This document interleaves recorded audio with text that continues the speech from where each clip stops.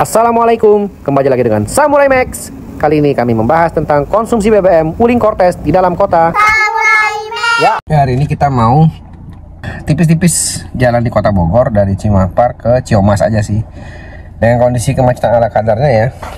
Kita lihat nanti konsumsi BBM-nya berapa. Ini kalian pakai istilah tuh 68,2 km, average-nya 4,9 km per liter. Tapi ya memang segitu ya. Saya juga kalau pakai mungkin segitu juga. Kita coba restart dulu. Nah, udah restart ya. Nanti kita lihat hari ini dapat berapa kilometer dan berapa average konsumsi BBM-nya. Alhamdulillah, alhamdulillah, Allahu akbar, Allahu akbar, Allahu akbar. Subhanaka inni zalamtu nafsi faghfirli fa innahu la yaghfiru dzunuba illa anta.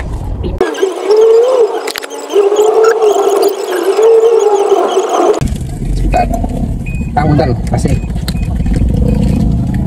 Nah, jadi kita habis berhenti sejenak tadi untuk membeli sesuatu. Posisi mobil tidak dimatikan karena dalam mobil ada kegiatan supaya nggak panas. Nah, itu juga harusnya sedikit banyak mempengaruhi konsumsi BBM. Nah, bicara soal mobil Cina ya, sambil kita nunggu hasil MID bensinnya, kita bahas sedikit. Bicara tentang mobil Cina, jadi mobil Cina ini memang yang dijual itu keamanan dan kenyamanan kalau saya bilang. Jadi dari sisi keamanan dulu ya. Sebentar, ini aku pengen kacang guys. Dari sisi keamanan, mobil ini banyak fitur keamanan. Dari mulai nggak tahu dia ada berapa airbag ya, yang saya tahu cuma 2 di depan, mungkin kanan kiri ada juga. Kemudian kayak pengingat sabuk pengaman, itu kalau nggak kita pasang dia ribut ya. Apalagi 2 kursi depan, itu nggak bisa dimatiin alarmnya. Kalau belakang masih bisa diatur. Anak-anak kadang-kadang nggak mau pakai sabuk pengaman ya. Itu lalu yang sempat kita bahas kemarin, mobil ini bahannya tebel, jadi bobotnya sangat berat. Kalau nggak salah saya pernah googling, dia 100 kg lebih berat dari apa itu Innova atau Toyota Rush yang baru ya, yang versi kayak Pajero itu. Jadi kalau kita klik di YouTube gitu, kecelakaan Wuling Cortez gitu atau Wuling Almas itu biasanya nggak ringsek dia. Jadi fitur keamanan pengemudi dan penumpang jalan tuh cukup terjaga. Tapi efek negatifnya ya karena bobotnya berat, ya itu tadi konsumsi BBM-nya juga jadi boncos. Karena buat terutama tendangan pertama ya, kayak gini kita agak pelan, agak merayap. Nah, ngangkat pertamanya itu kayak RPM-nya tuh langsung 1000 ke atas gitu, mendekati 2000, apalagi kalau nanjak ya. Nah, itu yang cukup mempengaruhi konsumsi BBM-nya. Nah, yang kedua soal kenyamanan. Ini memang nyaman sekali kursinya. Kemudian, oh sebentar, fitur keamanan ada satu lagi. Saya suka sekali dengan ini nih, apa sih yang buat maju mundurin kursi pengemudi depan ya, 2 kanan kiri, pengemudi dan penumpang depan. Itu kan ada elektrik. Nah, kalau dia karena dia elektrik, jadi relatif aman. Misal kita lagi berkendara di tol gitu kan, fokus mata harus ke depan, tangan juga harus full control terhadap pengemudi. Nah, kadang-kadang kita nggak nyaman nih, pengen maju mundurin kursi atau mau merebahkan sedikit untuk santai. Nah, kita cukup gunakan satu tangan ke sebelah kanan ini ya, paha ya. Itu kita bisa maju mundurin kursinya atau tegak rebahkan kursinya. Dengan mata tetap terkontrol ke depan dan kemudi masih bisa dihandle oleh tangan lainnya. Apakah yang model lama tidak aman? Ya bukan berarti nggak aman juga, tapi kadang-kadang pas maju mundurin itu kan bisa berdampak mengganggu kaki ketika menginjak gas dan rem.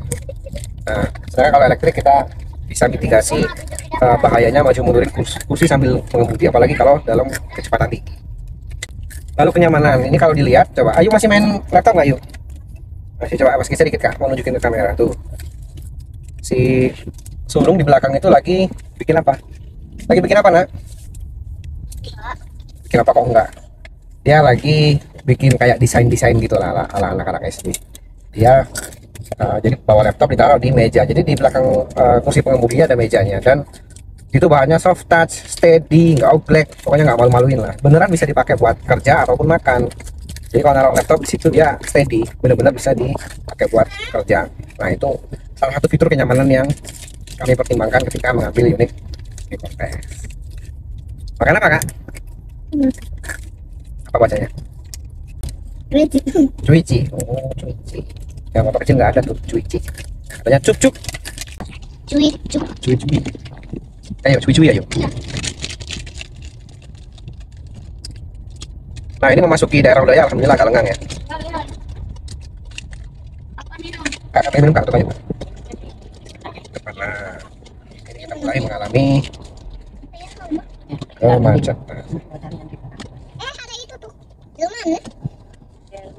Gimana? Apa yuk?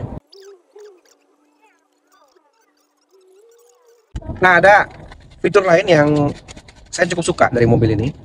Itu ada fitur namanya Auto Vehicle Hold, AVH ya. Kebanyakan, Mbah. Jadi kalau macet seperti ini, kita nyalakan AVH. Itu ketika mobilnya berhenti, nanti AVH-nya akan aktif gitu. Tapi harus berhenti banget ya. Pas kita ngerem, berhenti. Enggak ya. Jadi kita nggak harus kakinya itu selalu berada di rem gitu. Kita bisa lepas kaki dari rem, tapi mobil tetap berhenti. Nah, ini sangat menolong ketika kita dalam kondisi macet supaya kaki itu nggak pegel gitu. Nah, kayak gini nih, AVH aktif nih. AVH aktif, jadi kita nggak perlu menginjakkan kaki di posisi rem. Nah, itu juga sangat membantu kalau pas nanjak ya. Kadang-kadang kita nanjak itu kan ragu-ragu tuh ngelepas rem untuk pindah ke gas, takut mobilnya mundur. Dengan adanya fitur AVH ini kita nggak perlu khawatir, jadi mobil pasti berhenti dan sistem AVH-nya ini akan lepas ketika kita gas. Ketika kita mulai gas, dia akan lepas sendiri. Nah ini ya, ini kita jalan, saya cukup injak gas sedikit, AVH-nya langsung lepas. Jadi kayak kita punya semacam rem tangan gitu, tapi kita nggak perlu melakukan ekstra kegiatan, cukup lepas rem lalu injek gas gitu. Jadi selain dia rem tangannya udah electric parking brake, rem jari istilahnya, dia juga punya AVH. Jadi memang salah satu fitur keamanan sekaligus kenyamanan kalau AVH ini, menurut hemat saya.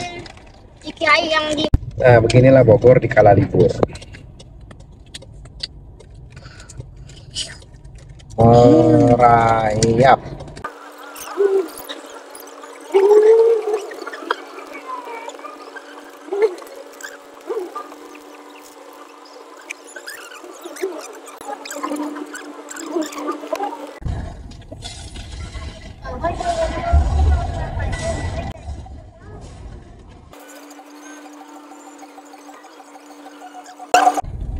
Ya, macetnya luar biasa. Jalan dari Lodaya sampai ini di mana nih ya? Tugu Kujang, udah setengah jam. Begini Bogor. Nanti kita lihat bagaimana konsumsi BBM di kondisi macet seperti ini. Check it out.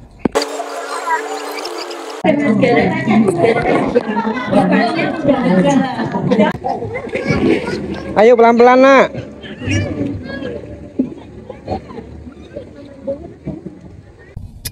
Assalamualaikum. Ya, ini sudah mendekati rumah. Kita tadi berangkat jam 10 pagi ya. Ini sudah jam setengah 5. Sudah berkegiatan. Tadi bersilaturahmi ke rumah keluarga besar. Setelah itu kita menyempatkan berenang di Kebun Raya Residence. Kolam renangnya bagus. Ini sekitar 3 km lagi kita akan sampai di rumah. Anak-anak udah pada teler, semua tidur. Satu di depan, satu di tengah, satu di belakang terus selonjor. Capek berenang. Nah, jadi hari ini tripnya itu, saat ini saya lihat MID-nya itu kita berjalan sejauh 22,6 km dengan average konsumsi BBM di angka 7,9 km per liter. MID ini pernah saya cek waktu berangkat ke Purwokerto. Jadi kita coba full to full. Waktu itu habis 270 km. Kita isi lagi penuh, isi 25 liter. Di MID tertulis 10,8 km per liter. Nah, ketika kita bandingkan sudah menempuh jarak 270 km dibagi dengan bensin 25 liter itu persis 10,8 km per liter. Jadi MID-nya ini akurat ya. Jadi saya percaya gitu. Sekarang saya udah make a U-turn lagi.